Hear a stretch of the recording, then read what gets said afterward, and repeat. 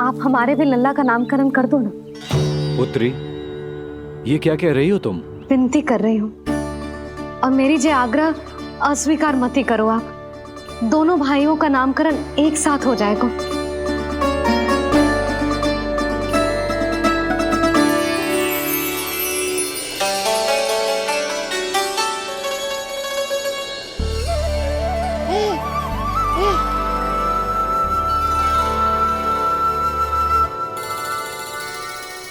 कितने प्यारे और निर्दोष बालक हैं।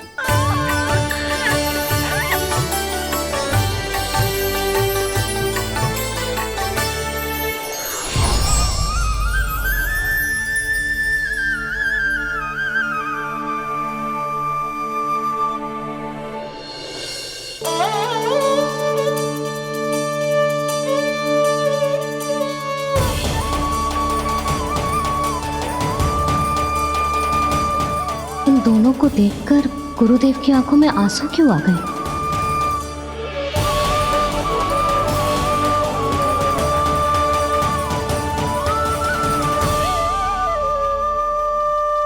ये क्या कर रहे हैं ऋषिवर?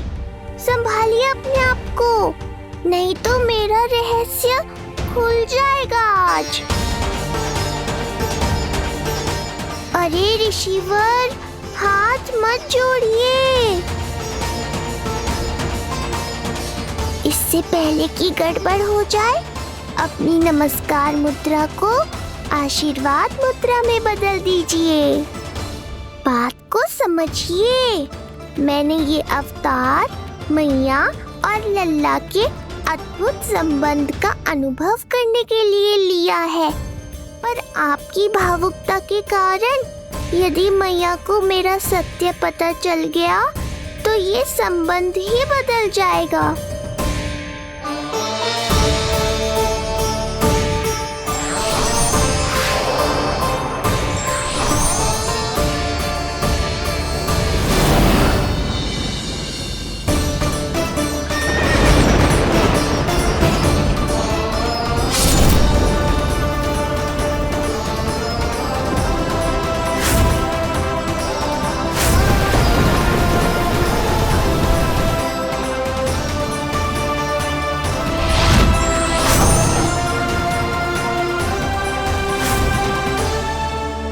अब आप सब कुछ जान चुके हैं ऋषिवर, इसलिए अब मेरे सामने हाथ जोड़कर मेरे सत्य को उजागर मत कीजिए। अपने शिष्य वसुदेव के पुत्र के रूप में मुझे आशीर्वाद दीजिए।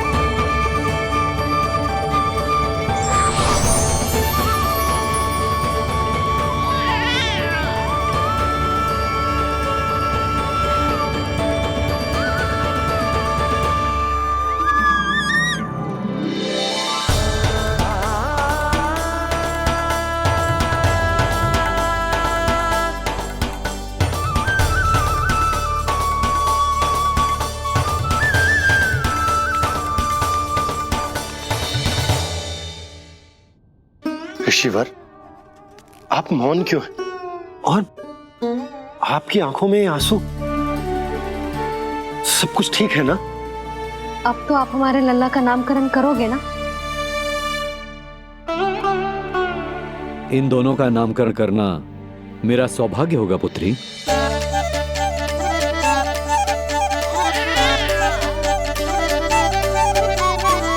परंतु ये गोपनीय रूप से करना होगा।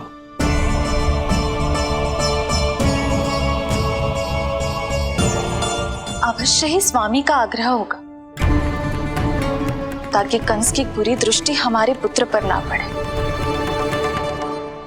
ये तो बहुत महान ऋषि हैं, इन्हें कंस के अत्याचारों के बारे में अवश्य पता होगा।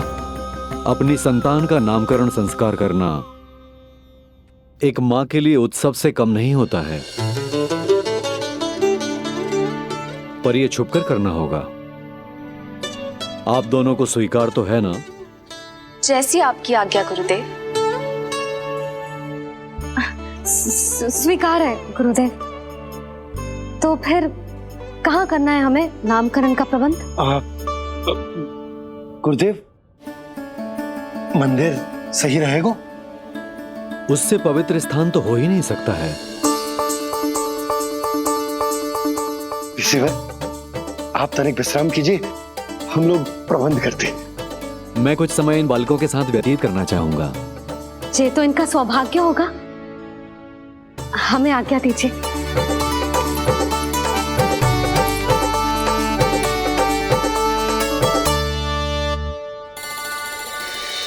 प्रभु, स्वयं भगवान होकर भी आपको बंदी गृह में जन्म लेना पड़ा। अब अपनी मां को छोड़कर दूसरी मां के यहां पलना पड़ रहा है। जब से गोकुल आए हैं, छुप छुप कर रहना पड़ रहा है। इतनी नन्ही सी अवस्था में दुष्ट कंस के कितने ही आक्रमणों का सामना कर चुके हैं आप। और जिस उत्सव में सभी सप्तऋषियों और सभी देवी देवताओं को साक्षी बनकर आना चाहिए, उस नामकरण उत्सव को यहां एकांत में करना पड़ रहा है। क्यों प्रभु, इतने कष्टों को सहकर ये अवतार क्यों लिया है आपने? दुष्टों का नाश करने के लिए, धर्म की स्थापना करने के लिए और सबसे अधिक मैया की ममता का अनुभव करने के लिए। पर इसके लिए इतने कष्ट? मानव जीवन लिया है तो कष्ट तो उठाने ही पड़ेंगे ऋषिवर। मानव जीवन की आंच जला रही है, फिर भी आप मुस्कुरा रहे हैं प्रभु। ये कैसा अनोखा अवतार है। आंच में जलकर भी यदि मैं नहीं मुस्कुराऊंगा तो अपने भक्तों को क्या शिक्षा दूंगा मैं? आज एक कंस का प्रकोप है, भविष्य में सहस्रों कंस होंगे और आने वाले युगों में होंगे अनगिनत कंस। उस समय मेरे भक्तों को पता होना चाहिए कि अपने कष्टों को कैसे सहना है और धर्म के पथ पर अडिग कैसे रहना है।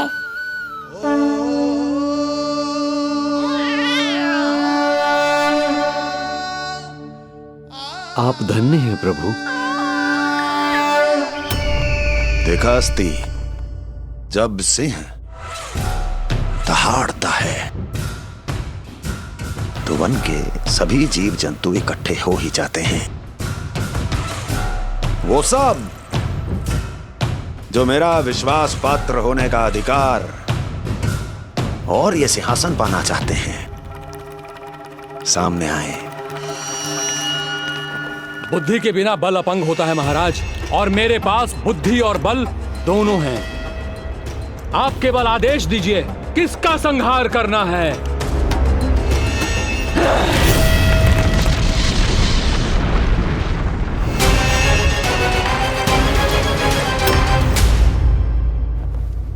सारी तैयारी हो गई। बोलो। आप गुरुदेव को बुला लो, मैं रोनी जीजी और बालकों को ले आती हूँ। यशोदा, तुम रुष्ट तो ना हो ना मुझसे? मैं भला रुष्ट क्यों होने लगी? नहीं, तुम जो उत्सव बड़े धूमधाम से करना चाहती थी और बहुत प्रसन्न हूँ मैं कि हमारे लल्ला का नामकरण स्वयं ऋषि गर्ग पूरे विधि विधान से कर रहे हैं। मैं समझ गई, उत्सव बड़ा हो या ना हो, प्रसन्नता बड़ी होनी चाहिए। अरे मैं तो इतनी उत्साहित हूँ कि दोनों भाइयों का नामकरण आज के शुभ मुहूर्त पे हो रहे हैं। तो इससे पहले जो बीत जाए, जाओ। आप भी बुला लो।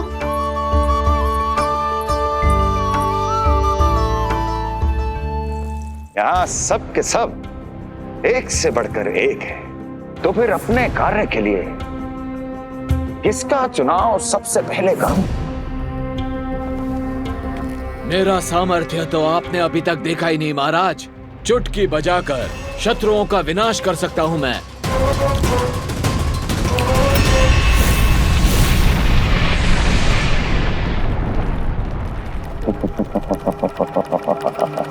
वाह! किंतु आपने तो बताया ही नहीं कि करना क्या है। वध करना है, एक नवजात बालक का वध। उसे साधारण बालक मत समझना। गोकुल में नंद के घर पल रहा वो बालक विष्णु का अवतार है।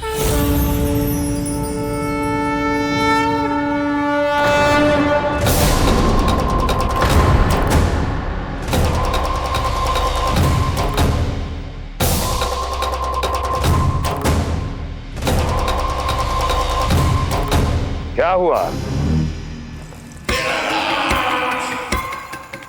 इतना सन्नाटा क्यों छा गया?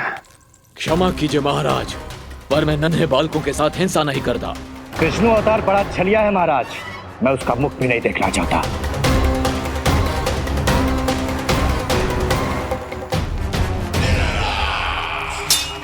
जाने दो इन्हें। वैसे भी इस सिंहासन के लिए मुझे कायरों की कोई आवश्यकता नहीं। जाने दो।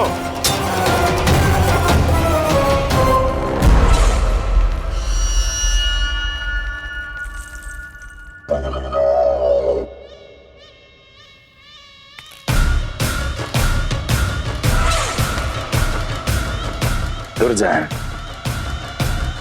क्या कहा था मैंने कहा था केवल वही आए जिनके हृदय में साहस का ज्वालामुखी धधकता हो, जिनकी तलवारें पर्वतों का सीना चीरने के लिए व्याकुल हो, जिनकी संकल्प शक्ति इतनी दृढ़ हो कि वो मृत्यु से टक्कर ले जाए। वही होगा इस सिंहासन का असली अधिकारी। महाराज,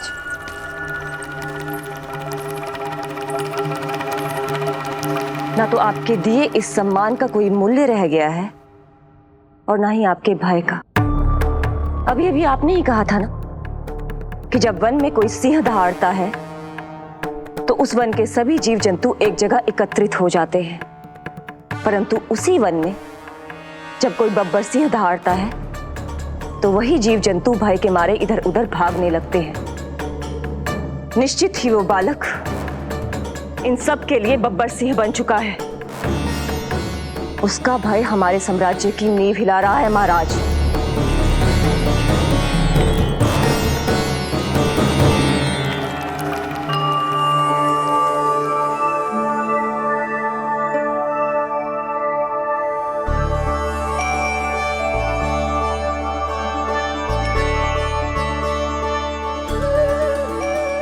हे नारायण, मेरा मार्गदर्शन कीजिए।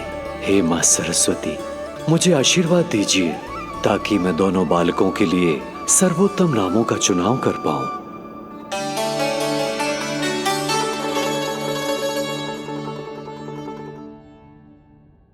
आपके पुत्र को बड़े भाई के कर्तव्य का निर्वाह करना है और इस दायित्व को प्रभु श्री राम से अच्छा किसने निभाया है?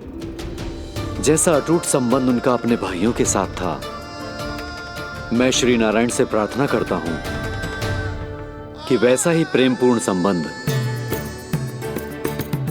इसका भी अपने छोटे भाई के साथ हो।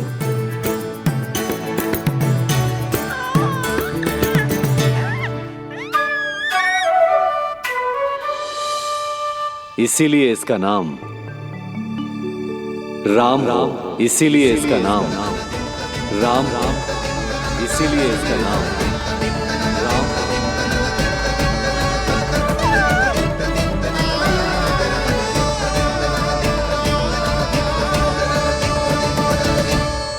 बड़े भाई में आदर्श, न्याय, संकल्प बल के साथ साथ शारीरिक बल भी होना चाहिए। मैं देख पा रहा हूं ये बालक इन सब बलों के लिए जाना जाएगा। इसलिए जो नाम इसके व्यक्तित्व के लिए सबसे उचित है वो है बलराम। बलराम, बलराम।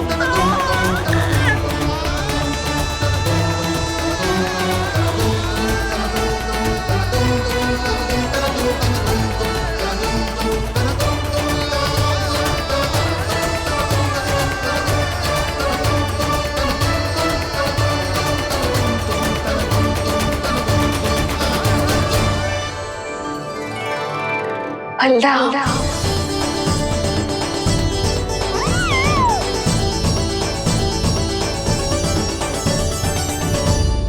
तो फिर उसका नाम बल राम रखना। कैसा अद्भुत संयोग है रिसीवर। जब इसके जन्म की सूचना देने मैं वसुदेव भैया के पास मथुरा गया था, तब उन्होंने भी यही नाम रखा था, बलराम। ये संयोग नहीं, नारायण की इच्छा है नंदराज।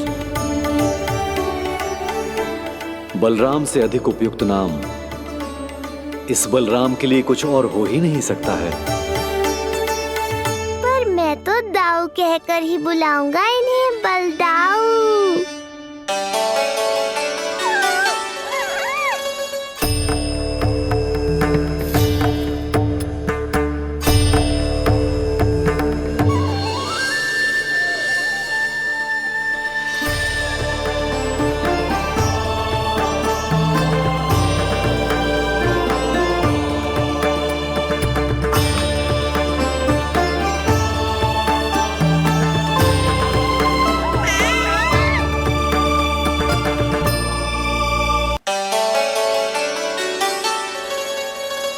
सुना पुत्र, आज से तुम्हारा नाम होगा बलराम।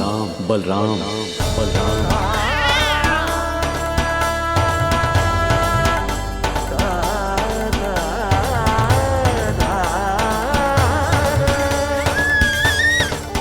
गुरुदेव, कितना अद्भुत नाम दिया है आपने इसे। अब मेरे लल्ला को भी ऐसा ही कोई उत्तम सा नाम दे दो।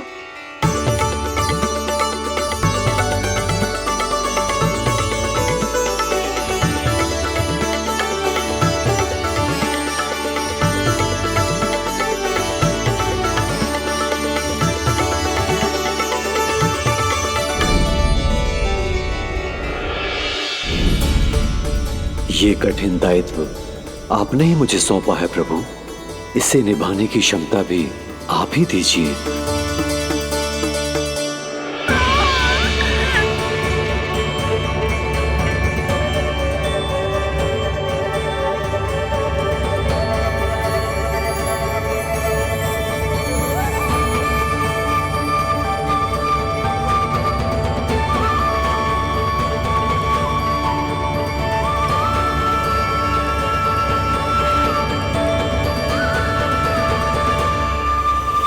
कृष्ण कृष्ण कृष्ण कृष्ण कृष्ण कृष्ण कृष्ण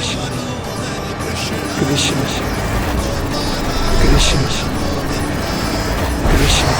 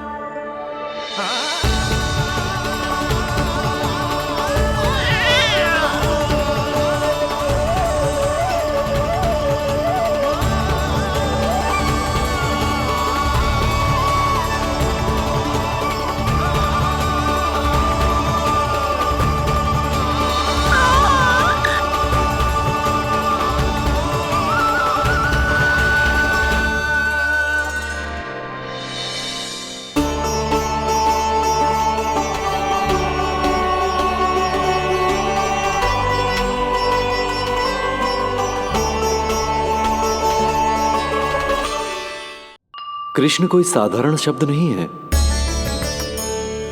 ये अनेक विशेषताओं से भरा हुआ है। क बना है कमलकांत से, अर्थात वो जो श्रीपति विष्णु जैसा हो।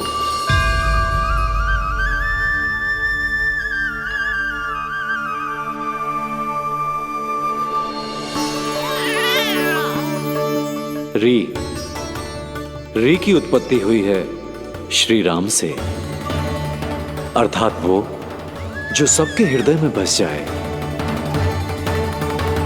श ऐश्वर्य के स्वामी विष्णु के लिए, अर्थात वो जो समृद्धि लेकर आए।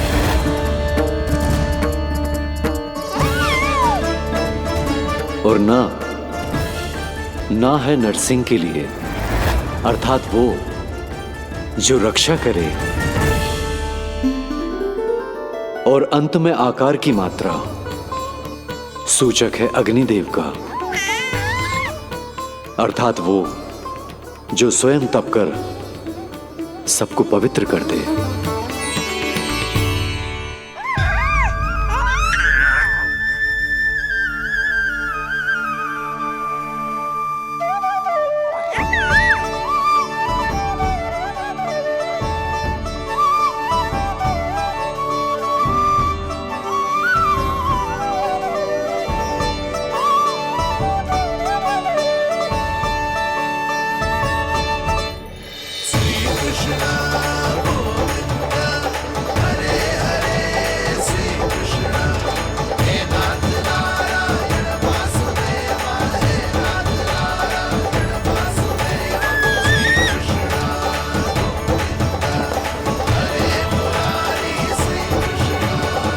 आज से तुम्हें सारा संसार जिस नाम से पहचानेगा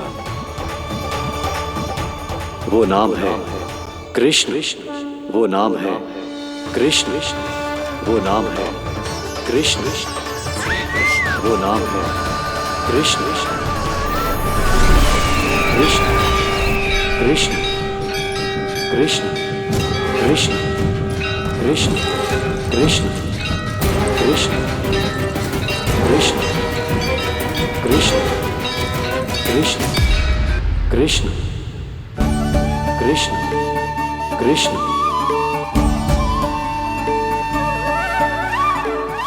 यशोमती मैया की नंद लाला, यशोमती मैया की नंद लाला। असुरी कार्य करने वालों के लिए कृष्ण नाम का अर्थ एक और भी होगा। वो घनी अंधेरी रात जिसमें इसने जन्म लिया, पर इससे जो प्रेम करते हैं उन सभी के लिए कृष्ण नाम का अर्थ होगा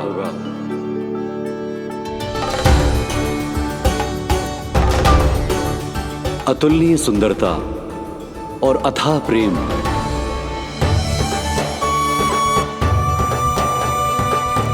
इन दोनों विशेषताओं का साक्षात स्वरूप होगा ये कृष्ण। कृष्ण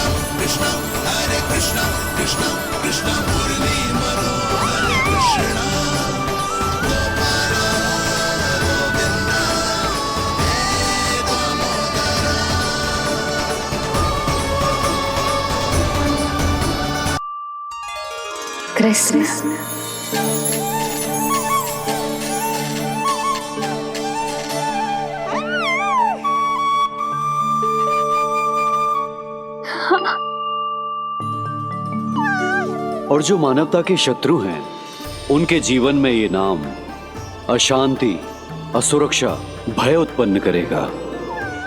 पर सात्विक प्रवृत्ति के व्यक्तियों के लिए ये नाम शांति, संतोष और सुख का सूचक होगा।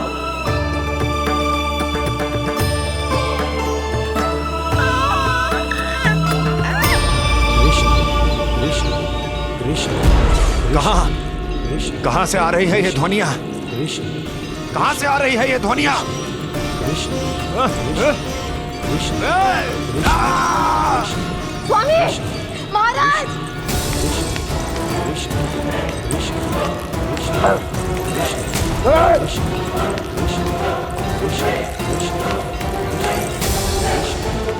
कैसी ध्वनि महाराज?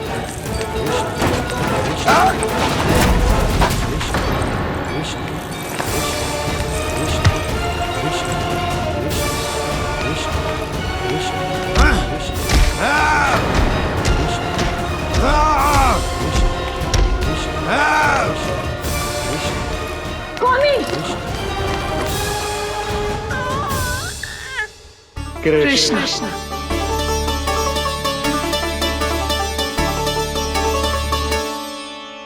कृष्ण, जे नाम अनंत काल तक स्मरण किया जाता रहेगा, जे ही तेरी मैया का आशीर्वाद। संसार मुझे कृष्ण बुलाए या नीलमणि कहकर पुकारे, मैं रहूंगा तो बस यशोमती मैया का नंद लाला। यशोमती मैया के नंद लाला, यशोमती मैया के नंद लाला।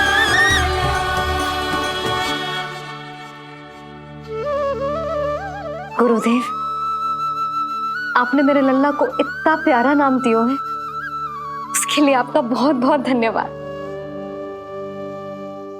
एक बार गोपियों को पता चलेगा तो देखना कैसे रटने लगेंगी मेरे लल्ला का नाम।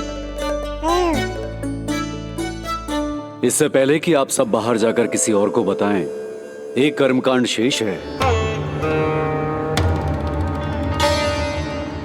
नामकरण के बाद पिता को आशीर्वाद के रूप में कुछ न कुछ उपहार बालक को अवश्य देना चाहिए।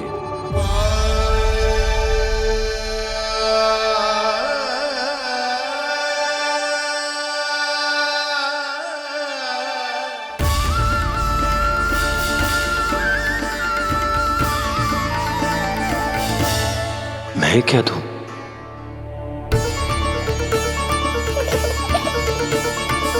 वासुदेव मेरे शिष्य हैं और उनकी अनुपस्थिति में यह दायित्व मैं निभाऊंगा।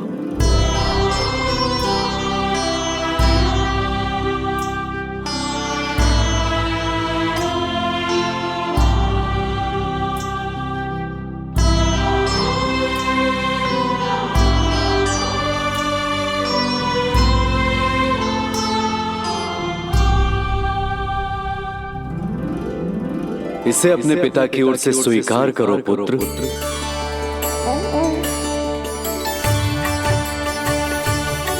कल्याण हो।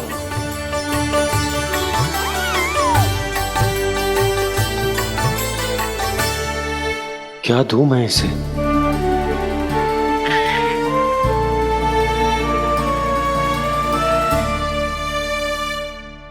आप सोच क्या रहे हो? आशीर्वाद दो ना अपने कृष्ण को। अच्छा, सोच रहा हूं कि लल्ला को क्या दूं?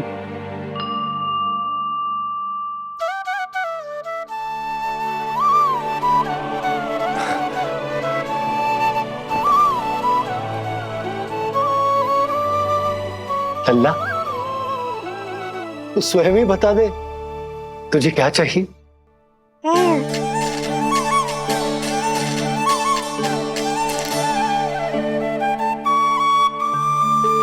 देखो जी, लल्ला ने ही आपकी उलझन समाप्त कर दी।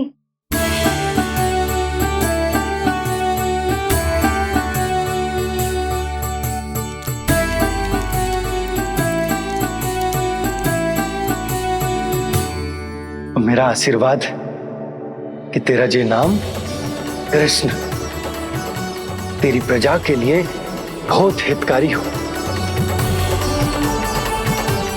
गुरुवर, आप भी इसे आशीर्वाद दें। जिनके आशीर्वाद से ये पूरा संसार संचालित होता है, उन्हें मैं क्या आशीर्वाद दूं?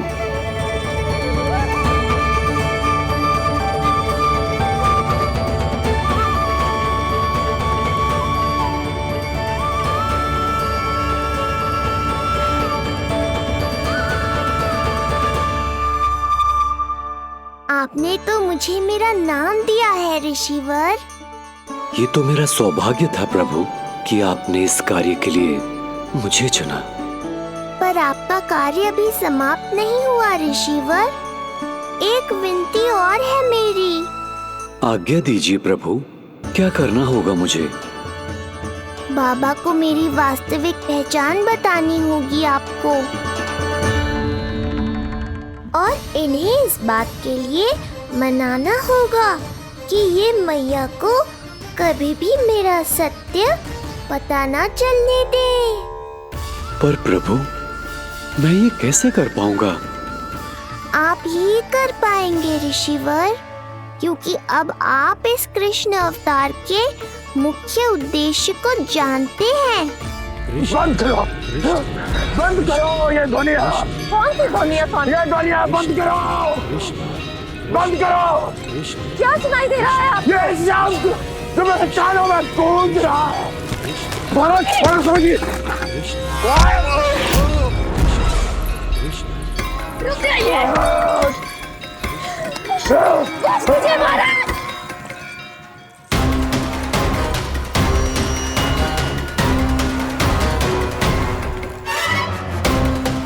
आप भूल रहे हैं कि आप मथुरा नरेश है, कंस है आप।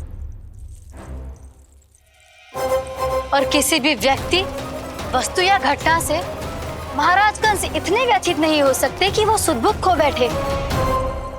स्वयं को संभालिए महाराज। बंद हो गई, बंद हो गई, बंद हो गया वो स्वर, बंद हो गई वो ध्वनिया। रफी, यूं मत सोचना कि मैं तुम्हें सुन नहीं रहा था। तुम सत्य कह रही हो। मैं कंस हूं। किसी भी व्यक्ति, वस्तु या घटना से व्यथित नहीं हो सकता। दुर्जन, जी महाराज, इस सिंहासन को पुनः स्थापित करो। यदि कोई भी योग्य इसे स्वयं सिद्ध करने नहीं आता तो मुझे पता है मुझे क्या करना है, कैसे उस दुष्ट बालक का संहार करना है। मैं भली भांति जानता हूं। ये दायित्व आपको ही निभाना होगा ऋषिवर। इससे 2 लाभ होंगे।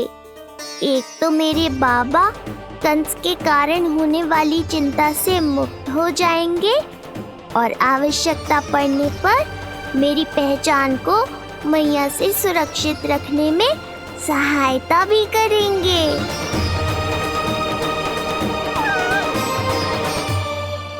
नंदराज, अब बलराम और कृष्ण दोनों को भूख लग गई होगी।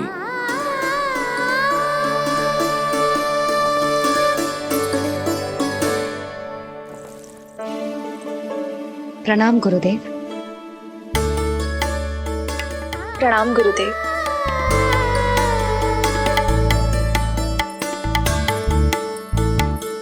गुरुदेव, अब आप भी विश्राम कर लीजिए। नहीं नंदराज, मुझे शीघ्र ही मथुरा पहुंचना है।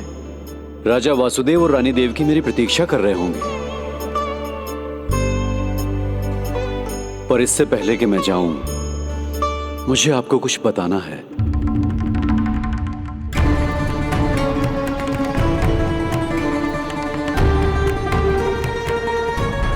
गुरुदेव, आपके ललाट पर बल पड़ गए। सब कुछ ठीक तो है ना? कहीं आप मुझे कंस के बारे में तो ना बताना चाहते? गुरुदेव, मैं जानता हूं कि कंस नवजात शिशुओं की हत्या करवा रहा है।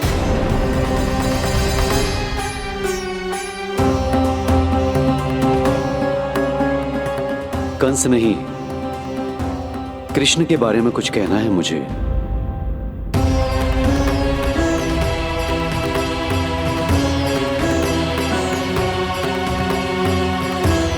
बताइए गुरुवर। मैं एक ऐसा सत्य बताने जा रहा हूं नंदराज, जो है तो वरदान, पर उसे स्वीकारना आपके लिए बहुत कठिन होगा। गुरुदेव, आप जो कह रहे हैं वो मैं समझ ना पा रहा हूं। बताइए ना।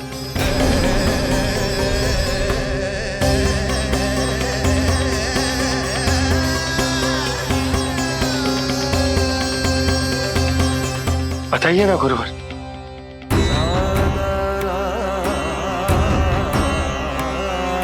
सत्य यह है नंदराज, कृष्ण राजा वासुदेव के पुत्र हैं। कृष्ण राजा वासुदेव के पुत्र हैं। कृष्ण राजा वासुदेव के पुत्र हैं।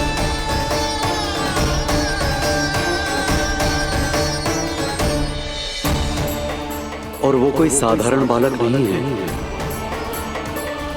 स्वयं श्री हरि विष्णु के अवतार हैं और वो कोई साधारण बालक नहीं है। स्वयं श्री हरि विष्णु के अवतार हैं।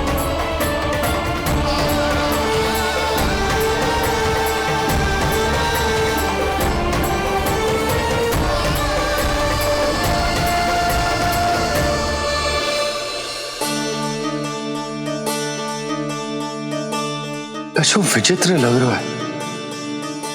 कौन हो तुम? मैं हूं श्री विष्णु का अवतार। शिव, ये कैसे संभव है गुरुदेव? वो तो नन्हा सा बालक।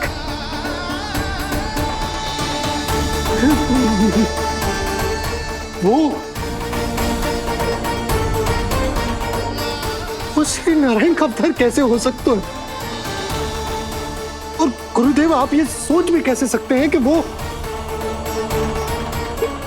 मेरा लल्ला वसुदेव भैया का पुत्र है? यही सत्य है नंदराज। पिछले जन्म में मिले वरदान का फल है ये।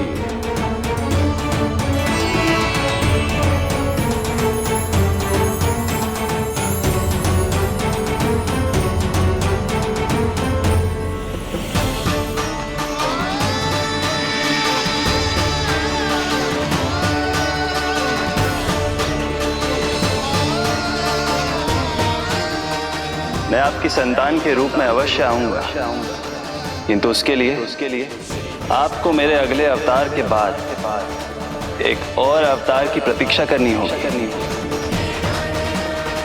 क्योंकि अगले जन्म के लिए मैं पहले ही ये वरदान माता देवकी को दे चुका हूं। इस समय मैं विवश हूं, किंतु मैं आपको वचन देता हूं, आपकी संतान बनकर अवश्य आऊंगा, प्रभु, श्री हरि को अपने सामने देखकर मेरी व्याकुलता का बांध टूट गया है।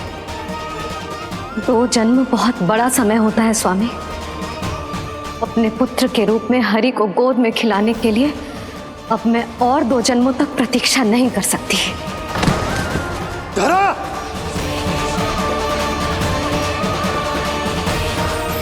माता देवकी को मैं पहले ही वचन दे चुका हूं, इसलिए विधि के विधान के अनुसार मुझे उन्हीं का पुत्र बनकर जन्म लेना होगा। किंतु आपकी आतुरता का अनुभव करने के बाद अब मैं भी आपका स्नेह पाने से स्वयं को और वंचित नहीं रख सकता। ये जो भी हो रहा है प्रभु की ही लीला है। कृष्ण के जन्म के तुरंत बाद भगवान विष्णु के आदेश पर वासुदेव जी के यहां आना पड़ा और आपकी और रानी यशोदा की पुत्री को अपने पुत्र के साथ बदलना पड़ा और इस तरह कृष्ण आपके और रानी यशोदा के पुत्र बन गए।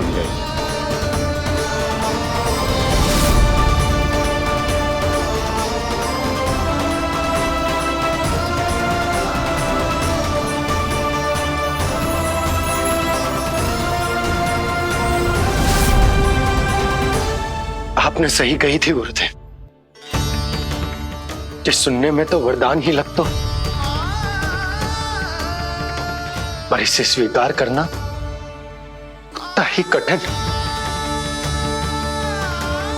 जब यशोदा को इस बात का पता चलेगा तो उसे कैसा लगेगा? अपने नाम का अर्थ अच्छे से सुनो है ना तूने? उसका हर एक अक्षर भगवान श्री नारायण से संबंधित है, जैसे उन्हीं का स्वरूप है तू। बस मैया, ये सत्य आपसे छुपा रहे, इसी कारण बाबा के लिए ये जानना आवश्यक है। फिर चाहे इसे स्वीकार करना उनके लिए कितना भी कष्टदायक क्यों ना हो। नहीं नंद, ये सत्य उन्हें आप नहीं बताएंगे। स्वयं प्रभु ने मुझसे कहा है किसी और प्राणी को इसके बारे में भनक तक नहीं लगनी चाहिए, और रानी यशोदा को तो बिल्कुल नहीं। गुरुवर, कंस के आक्रमणों की जानकारी यशोदा से पहले ही छुपा कर रखना कठिन था। अब इतना बड़ा सत्य मैं यशोदा से कैसे छुपाऊंगा? आपको छुपाना ही होगा नंदराज, यही प्रभु की इच्छा है।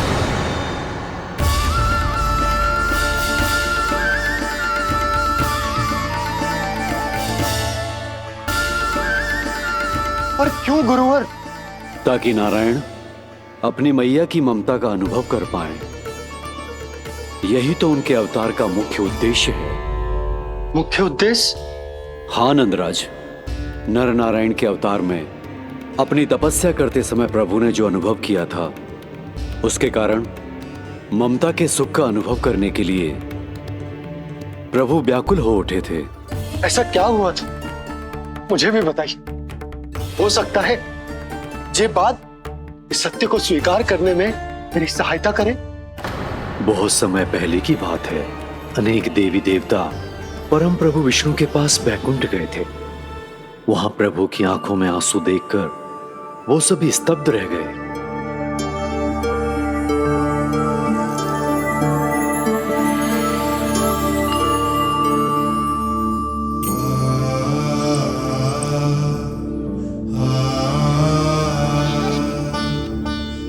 प्रभु,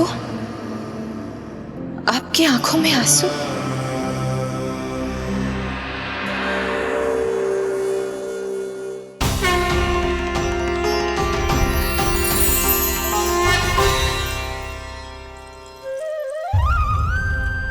चिंता मत कीजिए, आप सब तो जानते हैं हिरण्यकश्यप को मारने के लिए मैंने नरसिंह अर्थात आधे मानव और आधे सिंह के रूप में अवतार लिया था।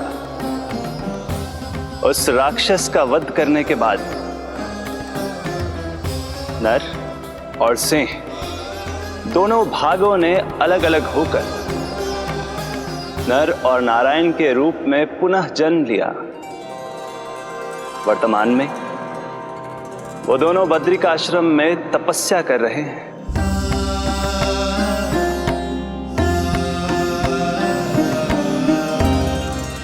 आज उन दोनों ने कुछ ऐसा देखा जिसने मुझे भी भावुक कर दिया।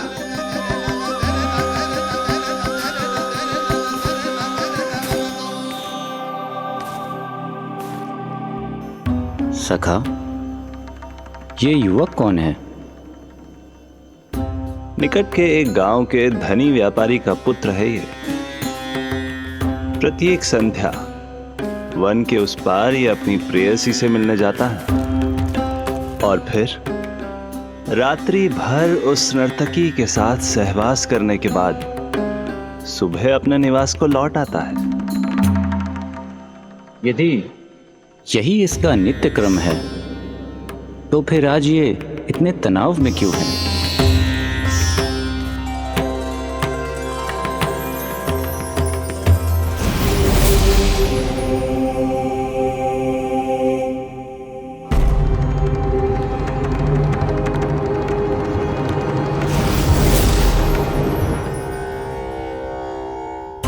कल रात्रि प्रेम क्रिया के मध्य उस नर्तकी ने इससे पूछा, ये सबसे अधिक प्रेम किससे करता है? जब इसने कहा तुमसे, तो वो बोली, तुम्हें अपने प्रेम को सिद्ध करना होगा।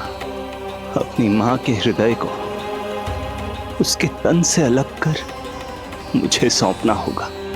मां का हृदय? क्या हुआ प्रभु? वो लाया अपनी मां का हृदय? ये जिज्ञासा यक्ष प्रश्न बनकर पूरे दिन नर और नारायण के मस्तिष्क में कौंधती रही। उन्होंने संध्या होने तक वहीं नदी किनारे प्रतीक्षा करने का निर्णय लिया ताकि वो ये जान सके कि क्या वो युवक अपनी क्रूर प्रेयसी को छोड़ेगा या वासना में अंधा होकर अपनी ही माता की हत्या करने का जघन्य अपराध करेगा। अब उसके वन पार करने का समय बीत चुका है। युवक ने विवेक का परिचय दिया है सखा। हे प्रभु, आपका कोटि कोटि धन्यवाद।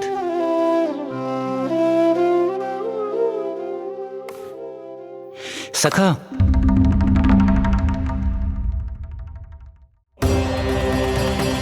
सखा मुझे बताओ, जो अकल्पनीय था कहीं वो घट तो नहीं गया?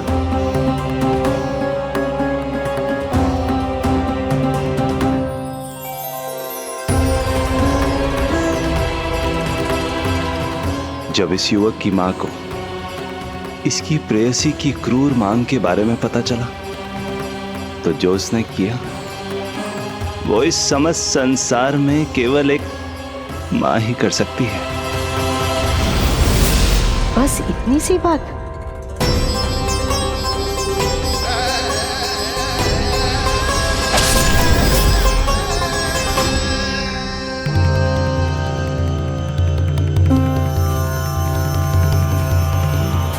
संभाल के मेरे बेटे, कहीं चोट ना लग जाए तुझे। संभाल के मेरे बेटे, कहीं चोट ना लग जाए तुझे। संभाल के मेरे बेटे, कहीं चोट ना लग जाए तुझे। ये तो उसकी मां की पुकार है। मां, मैंने क्या कर दिया मां?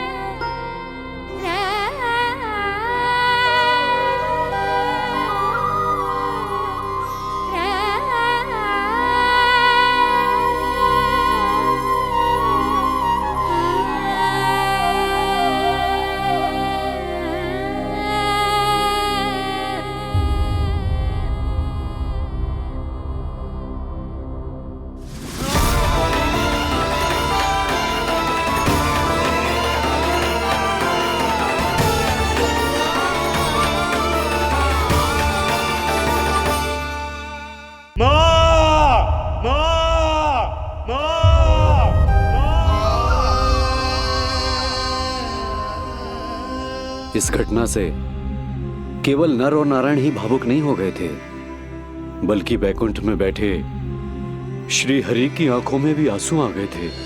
ममता के लिए तरसने लगे थे वो। इसीलिए उनके इस अवतार का मुख्य उद्देश्य है मां की ममता का अनुभव करना। यही कारण है कि ये सत्य आपको रानी यशोदा से छुपाना ही होगा नंदराज। नहीं तो वो कृष्ण को मां की दृष्टि से नहीं, एक भक्त की दृष्टि से देखेंगी, और प्रभु जिस आनंद के लिए इतना कष्ट उठा रहे हैं उससे ही वंचित रह जाएंगे। बोलिए नंदराज, आप श्री नारायण के इस सत्य को गुप्त रखेंगे ना?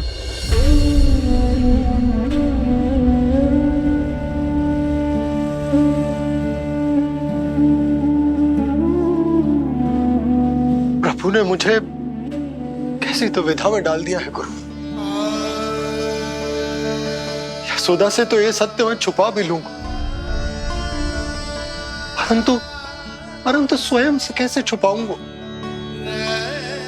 और बाबा होने को सुख, उसको अनुभव कैसे कर पाऊंगा? जो हो रहा है और जो भी होता है सब उनकी ही इच्छा से होता है नंदराज। इसलिए आगे का मार्ग भी वही दिखाएंगे। अब मैं चलता हूं नंदराज। राजा वसुदेव और रानी देवकी नामकरण के बारे में जानने के लिए व्याकुल हो रहे होंगे।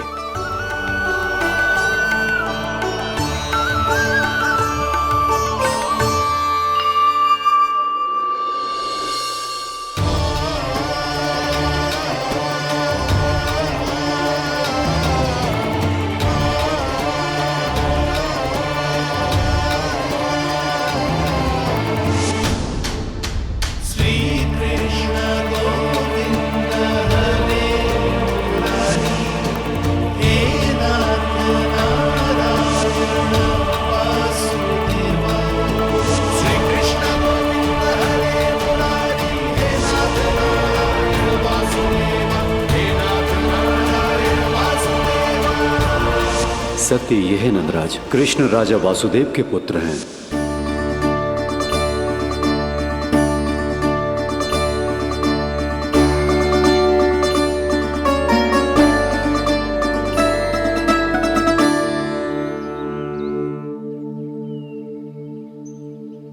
नंदराज,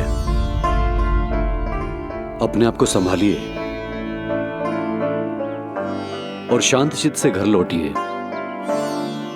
और हां, स्मरण रखिए कि प्रभु ने आपको बहुत ही बड़ा उत्तरदायित्व सौंपा है, आपको उसे निभाना ही होगा।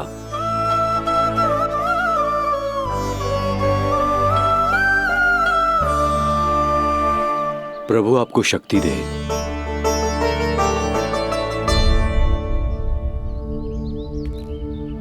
आप बहुत सौभाग्यशाली हैं नंदराज, जो प्रभु आपके घर पल रहे हैं। उनके बारे में सोचिए जिनके यहां प्रभु ने जन्म लिया है। वो दोनों तो प्रभु की बाल लीलाओं से पूरी तरह से वंचित हैं।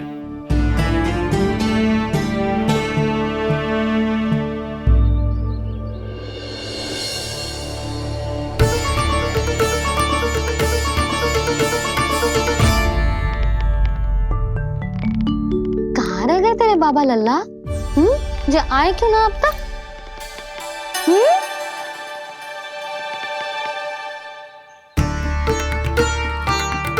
मेरा लल्ला मेरा ना है, वो तो मेरे आराध्य नारायण का अवतार, और ये बात मुझे यशोदा से छुपानी।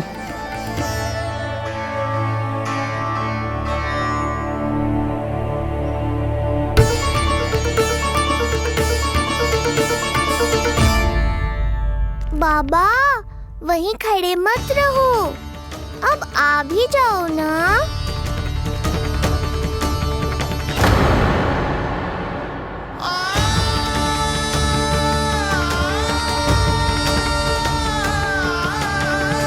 एक पग भी आगे बढ़ाने का साहस ना हो रो मेरा।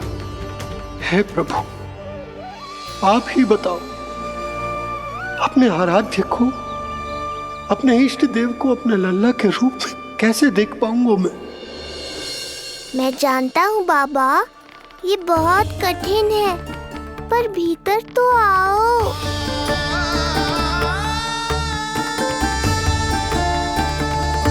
अब आ भी जाओ बाबा, ऐसे बाहर कब तक खड़े रहोगे आप?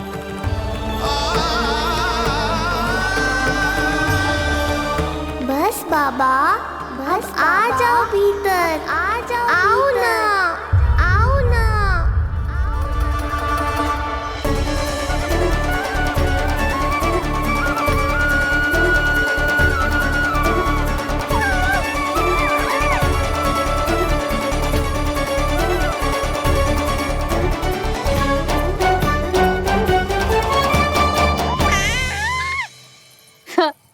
समझो?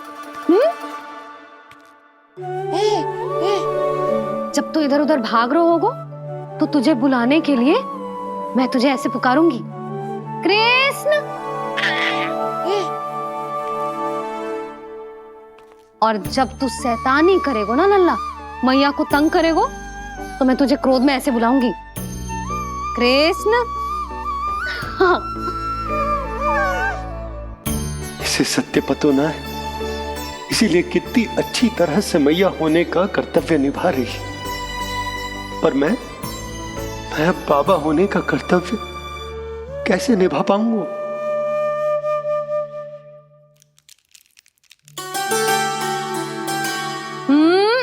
सावधान। इतनी अच्छी लगी तुझे बाबा की दीजे माला, कि मुंह में ले लियो तूने? मुंह में लेने की वस्तु ना है लल्ला। जैसे यशोदा आपको एक मैया की तरह सीख दे रही है, मैं आपको बाबा की तरह शिक्षा कैसे दे पाऊंगा प्रभु?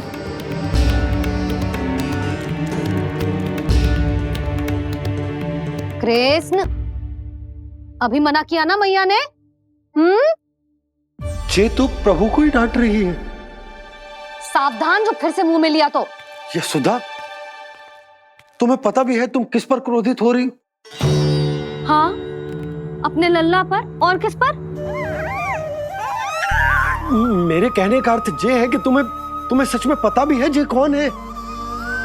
स्वयं प्रभु ने मुझसे कहा है किसी और प्राणी को इसके बारे में भनक तक नहीं लगनी चाहिए, और रानी यशोदा को तो बिल्कुल नहीं, और रानी यशोदा को तो बिल्कुल नहीं, और रानी यशोदा को तो बिल्कुल नहीं। यही कहना चाहते हो ना आप कि मैं गोकुल के राजकुमार को डांट रही हूँ? अरे पर मैया और बाबा का स्थान तो हर पद से ऊंचा होता है ना जी। माँ और बाबा को तो अधिकार होता है ना प्रेम करने का भी और भूल पर डांटने का भी।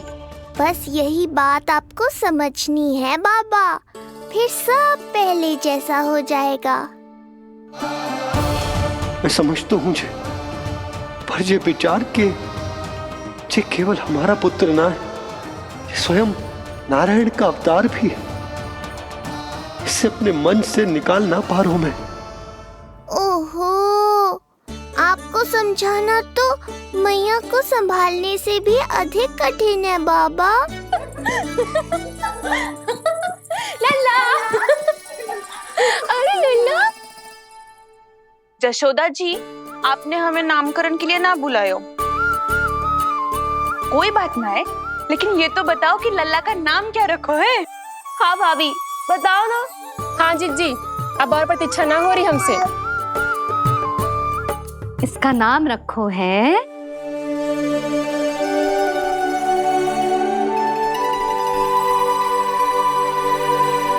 कृष्ण। कृष्ण? कृष्ण बहुत प्यारा नाम है, लेकिन थोड़ा कठिन है। मैं तो इसे किशन बुलाऊंगी। सही कहो, मैं भी इसे प्रेम से किशन ही कहूंगी। क्यों किशन? मेरे लिए तो जे किसना है।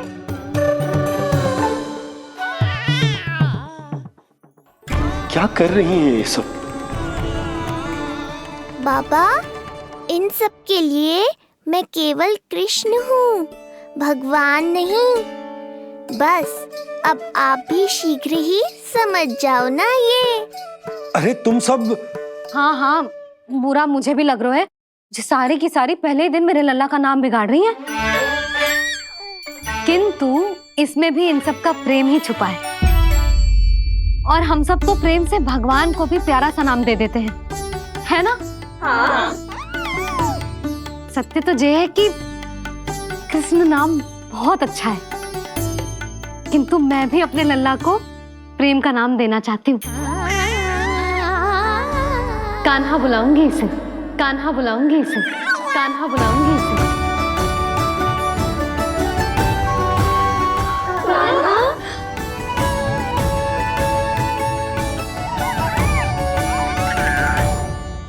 कान्हा, अनोखी ध्वनि, सहज सा मीठा, मैं भी इसे कान्हा ही पुकारूंगी।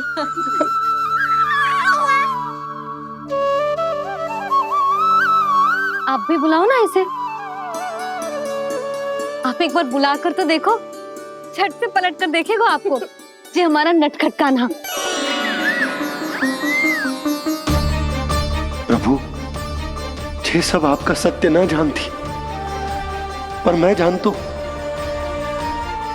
अब इस मुख से आपका नाम केवल भक्ति भाव से ही निकल सकता है, वात्सल्य भाव से ना। जी की लल्ला का भी तो नामकरण हुआ था ना अपने लल्ला के साथ। हाँ भाभी, क्या नाम रखा गया है इसका? हाँ, बताओ ना। हाँ भाभी, बोलो ना। बोलो ना। बताओ ना जीजी। ना, देखो, एक मैया से उसके लल्ला का नया नाम बताने का आनंद मैं ना छीन सकती। यदि तुम सबको कान्हा के दाऊ का नाम जानना है तो चलो सबके सब रोहिणी जीजी के पास। हाँ, सही कहो, सही कहो। मैं अभी आई। हाँ,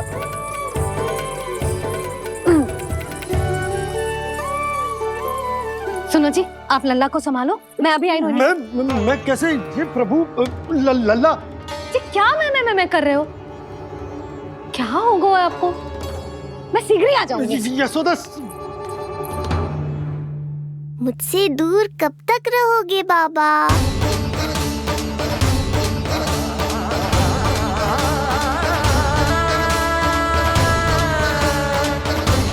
एक बार मेरी ओर देखो तो सही।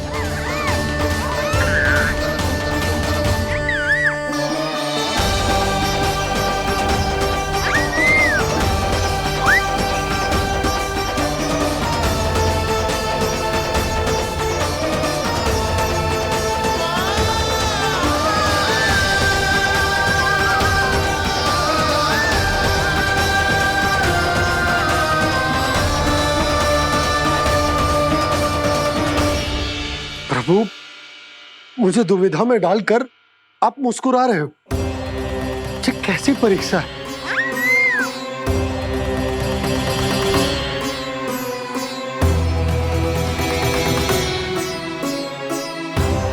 ये क्या कर रहे हैं आप? पिता का स्थान पुत्र के चरणों में नहीं होता, पुत्र के सिर के ऊपर होता है उनका हाथ, उनका वरदहस्त। प्रभु, आप चाहते हो कि मैं आपका सत्य यशोदा को न बताऊं। यशोदा चाहती है कि मैं आपको लल्ला की तरह अपने गोद में उठाकर आपसे बातें करूं। मेरी आंखें चाहती हैं कि मैं आपको अपने इष्ट देव, अपने आराध्य के स्वरूप में देखूं। और मेरा हृदय चाहता है कि मैं आपको अपने पुत्र के स्वरूप में देखूं। अब आप ही बताओ प्रभु, अब मैं इस परिस्थिति में क्या करूं? मुझे कुछ समझ में ना आ रहा। आप ही का आश्रय है प्रभु। आप ही को सहायता करनी होगी। आप ही बताइए कि किस प्रकार एक भक्त अपने भगवान को अपने लल्ला के स्वरूप में देखे, उसे अपने हाथों में उठाए, उसे खिलाए, उसके साथ बातें करे, कैसे वो उसका लालन पालन करे अपने पुत्र के स्वरूप में। प्रभु, मुझे कुछ समझ में ना आ रहा। सहायता करो प्रभु। चिंता मत कीजिए बाबा, आपके सभी प्रश्नों का उत्तर शीघ्र ही मिलेगा आपको।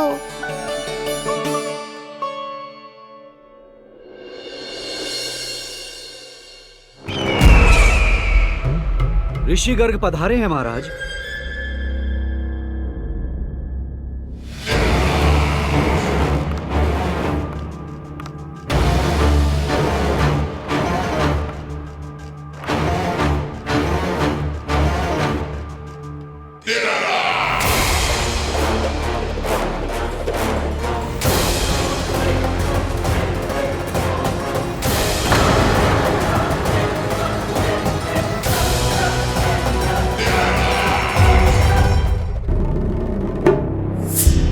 तो महान मथुराधीश कंस के दरबार में ऐसे सम्मान होता है ऋषि मुनियों का? नहीं ऋषिवर, ये तो केवल एक उदाहरण है कि कैसे एक विष्णु भक्त का सम्मान नहीं किया जाना चाहिए। तब तो अच्छा ही है। मैं यहां तुमसे सम्मान की अभिलाषा लेकर नहीं आया हूं। मैं यहां देवकी और वसुदेव से भेंट की इच्छा लेकर आया हूं। क्यों? मेरे विरुद्ध कोई षड्यंत्र रचना चाहते हो? जो सदैव दूसरों के विरुद्ध षड्यंत्र करता है, उसका संपूर्ण जीवन इसी भ्रम में बीतता है कि सारा संसार उसके लिए षड्यंत्र कर रहा है। परंतु अन्य व्यक्तियों के पास इससे भी अत्यधिक महत्वपूर्ण कार्य होते हैं करने के लिए। यह महत्वपूर्ण कार्य करने की आपकी यह इच्छा इस दरबार में पूर्ण नहीं होगी ऋषिवर।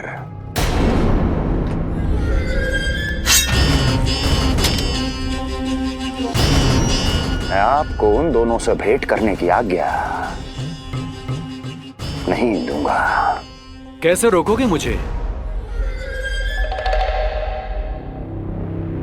कैसे? बड़ा ही विचित्र प्रश्न है, किंतु इसका उत्तर बड़ा ही सरल है ऋषिवर। जानते हैं, मेरे दिन का आरंभ कैसे होता है। किसी ना किसी का संहार करके। और यदि एक संहार और हो जाएगा तो मुझे क्या अंतर पड़ेगा। स्वयं से एक प्रश्न पूछो कंस, स्वयं से एक प्रश्न पूछो कंस। मेरा संहार करने के लिए, मेरा संहार जिस संकल्प शक्ति की आवश्यकता है, संकल्प शक्ति की आवश्यकता वो है तुम में, वो है तुम में। कर पाओगे मेरा संहार? जिस संकल्प शक्ति की आवश्यकता, जिस संकल्प शक्ति की आवश्यकता वो है तुम में, वो कर पाओगे मेरा संहार? कर पाओगे मेरा संकल्प शक्ति की आवश्यकता है, संकल्प शक्ति की आवश्यकता। बोलो कंस, बोलो। यदि मैंने श्राप दे दिया, यदि मैंने श्राप दे दिया, कौन सा कवच तो तुम्हारा उसे सत्य होने से रोक पाएगा, उसे सत्य होने से रोक पाएगा। बोलो कंस, बोलो। यदि मैंने श्राप दे दिया, यदि मैंने श्राप तुम्हारा कौन सा कवच तो तुम्हारा उसे सत्य होने से रोक पाएगा, उसे सत्य होने से रोक पाएगा। ऋषिवर, यदि आपके हृदय में स्वामी के विरुद्ध षड्यंत्र करने की इच्छा नहीं है तो महाराज भी आपको किसी से भेंट करने से रोकना नहीं चाहेंगे, है ना महाराज?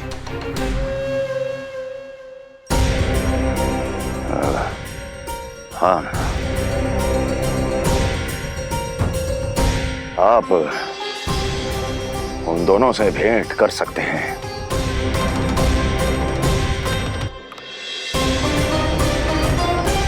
दुर्जन, इन सब पर दृष्टि रखो। अब सब कुछ सुनकर आना, सब कुछ भी छूटना नहीं चाहिए। जाओ।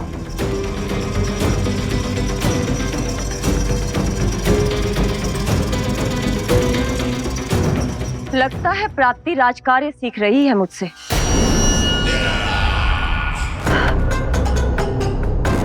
उचित समय पर सही सुझाव दिया तुमने प्राप्ति। अब आसानी से पता लग जाएगा कि ऋषिगढ़ के यहाँ आने का वास्तविक कारण क्या है महाराज।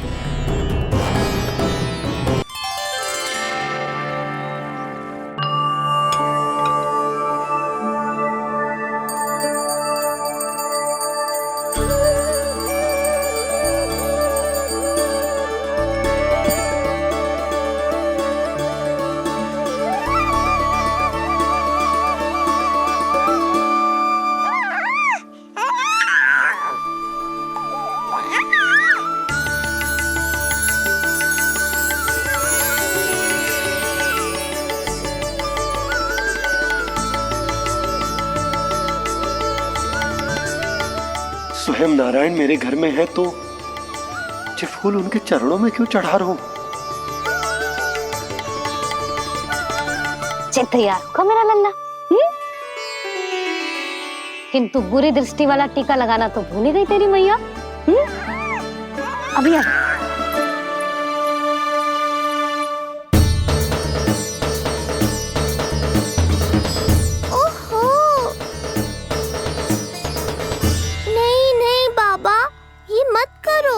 मैया आ रही है, उन्हें पता चल जाएगा।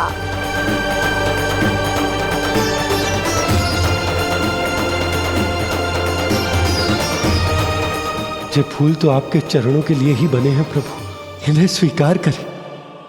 बाबा, ये सत्य मैंने आपको अपना साथ देने के लिए बताया था, अपने आप को फंसाने के लिए थोड़ी ना।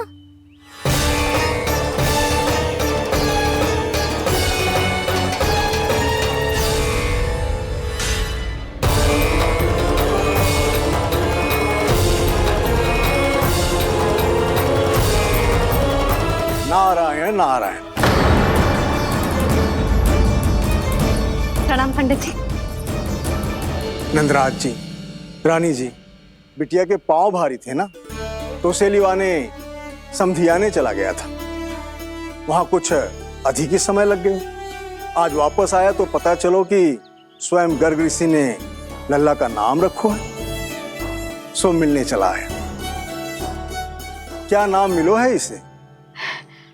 उन्होंने लल्ला का नाम कृष्ण रखो है। उन्होंने लल्ला का नाम कृष्ण रखो है।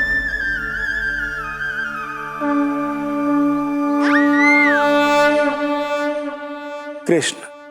आहा, उत्तम, अति उत्तम। बहुत मधुर नाम है। ऐसा लग तो है जैसे आप स्वयं श्री नारायण का नाम ले रहे हैं।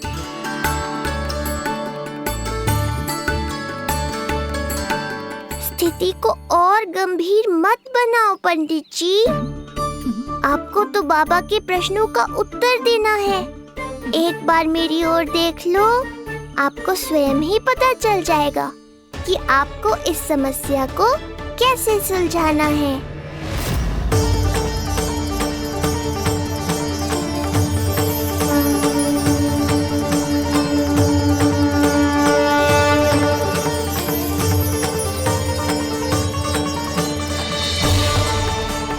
पंडित जी मेरे लल्ला को टकटकी बांध के देखे क्यों जा रहे हैं?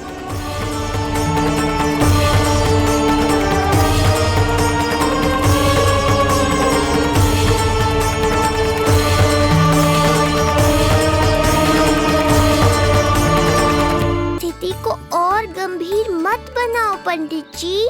आपको तो बाबा के प्रश्नों का उत्तर देना है। एक बार मेरी ओर देख लो, आपको स्वयं ही पता चल जाएगा कि आपको इस समस्या को कैसे सुलझाना है।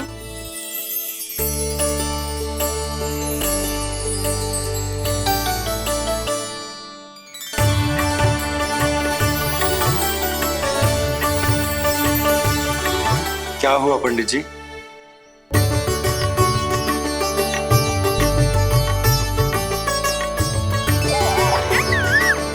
बधाई हो लल्ला, इतना प्यारा नाम मिलो है तुम्हें। नंदराज जी, जब भी मैं लल्ला को देखता हूं तो मुझे भगवान श्री राम की झलक दिखाई देती है। क्यों ना दिखाई देगी, उन्हीं के तो अगले अवतार हैं ये। कभी कभी तो मन में विचार आता है कि एक वो भी समय था जब भगवान इस धरती पर अवतार लेते थे और हम मानव के बीच में घूमते फिरते खाते पीते थे और अपनी लीला दिखाते थे। मुझे तो लगता है पंडित जी कि कितने भाग्यवान थे महाराज जनक और महारानी सुनैना। उन्होंने माता सीता को जन्म न दियो और महारानी कैकई जिन्होंने प्रभु राम को जन्म न दियो, फिर भी उनके पालन पोषण का सौभाग्य प्राप्त हुआ उन्हें। कल्पना करो पंडित जी, कितने पुण्य अर्जित किए होंगे उन्होंने पिछले जन्म में। कितनी तपस्या की होगी कि जिनकी गोद में सारा संसार है वो श्री नारायण और माता लक्ष्मी उनकी गोद में खेले।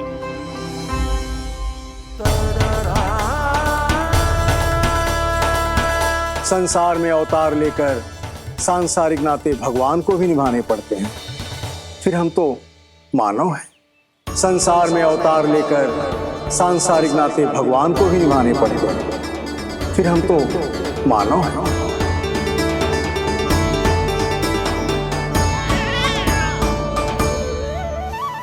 जो हो रहा है और जो भी होता है सब उनकी ही इच्छा से होता है नंदराज, इसलिए आगे का मार्ग भी वही दिखाएंगे।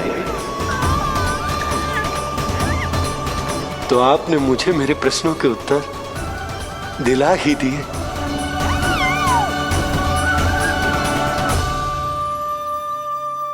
मैं भी क्या क्या बातें करने लगा। लगता है नाना बनने की प्रसन्नता का प्रभाव है जी। हमारी बिटिया को लक्ष्मी हुई है ना। बधाई हो पंडित जी, बहुत बहुत बधाई हो। मैं मैया और उसकी बिटिया से अवश्य मिलने आऊंगी। बधाई हो पंडित जी। अब मुझे आज्ञा दीजिए, वैद्य जी से कुछ औषधियां लेनी है मुझे। नारायण नारायण।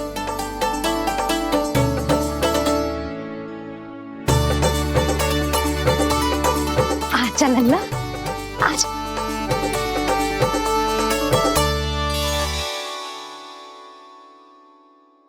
ठीक है। सुनो जी, तनिक कान्हा को संभालो, मैं यूं गई और यूं आई।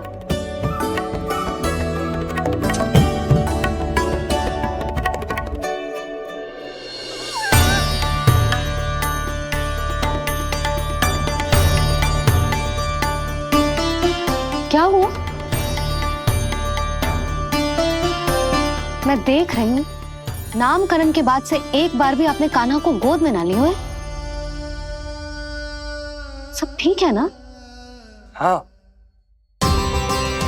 सब ठीक है। अब सब ठीक है। लो मेरा लल्ला।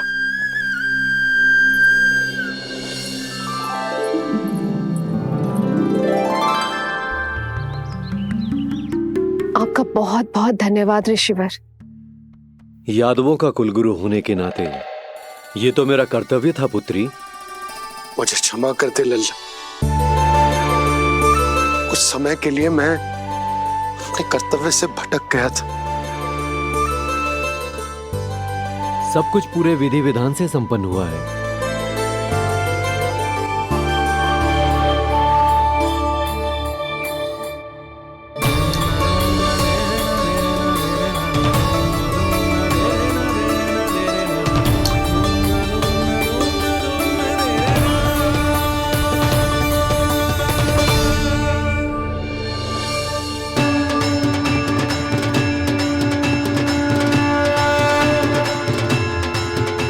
जो नाम मैंने दिया है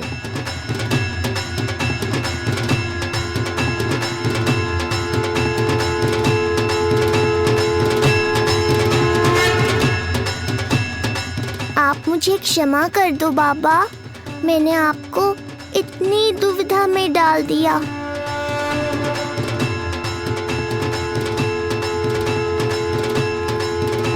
और इस तरह नंद को सब कुछ पता चल गया। आप दोनों चिंता मत करिए, सब ठीक है। अब मैं आपके 6 पुत्रों का श्राद्ध कर्म करूंगा।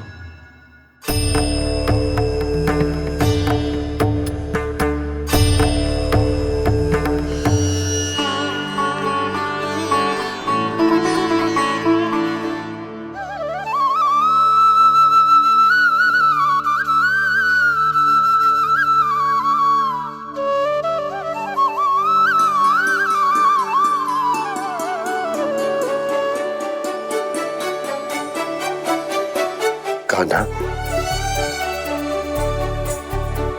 क्या हुआ जो मैं तेरा वास्तविक बाबा ना हूं? क्या अंतर पड़ तू कि तुम मेरे आराध्य के अवतार हो? महत्वपूर्ण बात तुझे है कि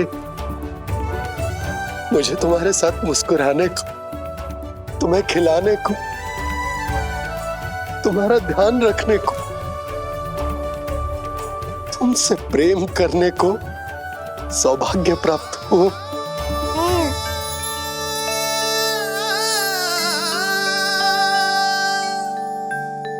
बाबा, सत्य जानने के बाद अब आपको केवल प्रेम ही नहीं करना है, मुझे डांटना भी है जब मुझसे कोई भूल हो जाए या मैं कोई शरारत करूं।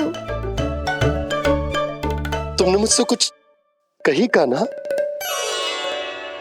पर ये सब जानने के बाद तुम्हें कैसे डांट सकता हूँ? बताओ ना कि कैसे मैं तुम्हें ये कहूँ? वो सब आप मुझ पर छोड़ दो बाबा। शीघ्र ही जीवन की माया आपको अपने प्रभाव में ले लेगी और आप ये सब भूल जाओगे।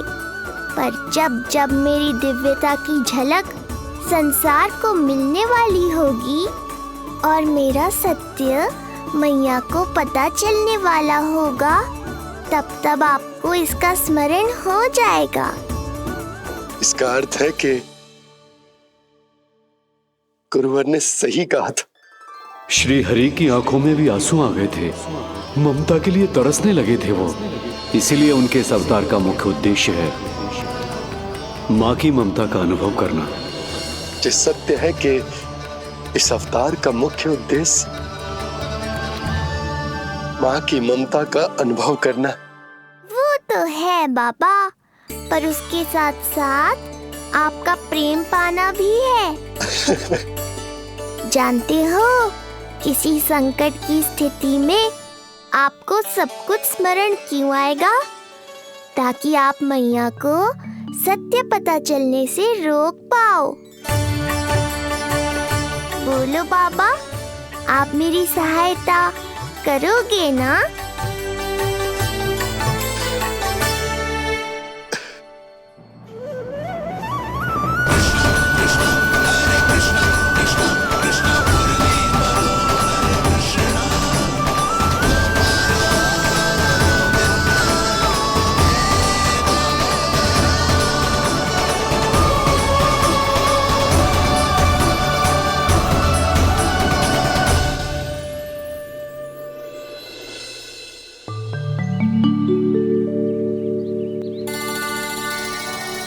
अब तो मेरा कान्हा बैठना सीख गया।